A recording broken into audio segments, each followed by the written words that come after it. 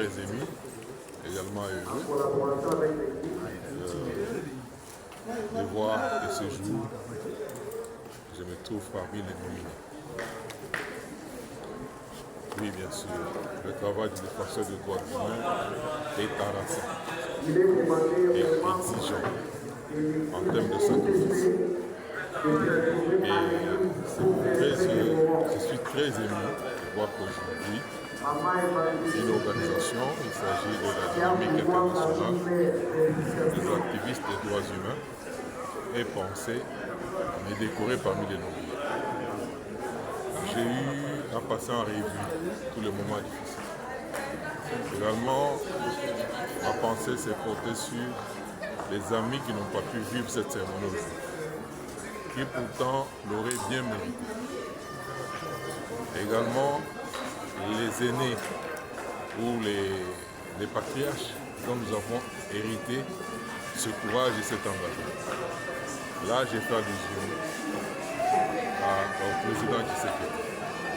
Donc, je parle bien de Etienne Tshisekedi, qui, j'étais encore très jeune, j'entendais parler de Katekelai, le massacre de Katekelai.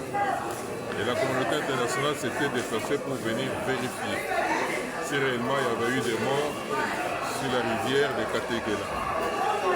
Et le pouvoir à l'époque était debout, menaçant.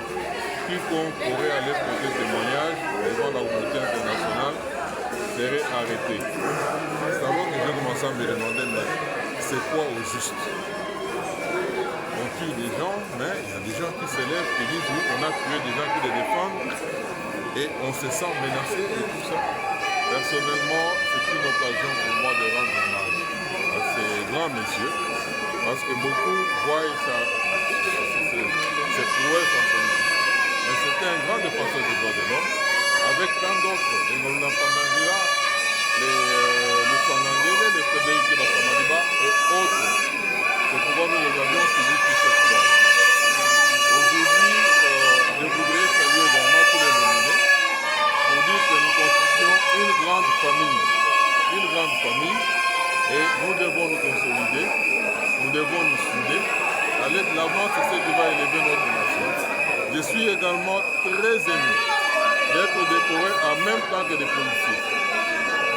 Très souvent, on se regarde en chien de faïence ou en ennemi. Mais aujourd'hui, on doit intégrer que la police ou les acteurs du secteur sécuritaire sont également impliqués dans la défense des droits humains. Et également, je ne peux pas terminer sans faire voir au peuple congolais que l'activisme des droits humains ne consiste pas à dénigrer votre nation. Défendre la nation est également une exigence des droits de l'homme qui touche à notre souveraineté. Parce que chacun, nous devons avoir une nation. Nous ne sommes pas des apatrides. Nous avons une nation, on doit la protéger. Je vous remercie.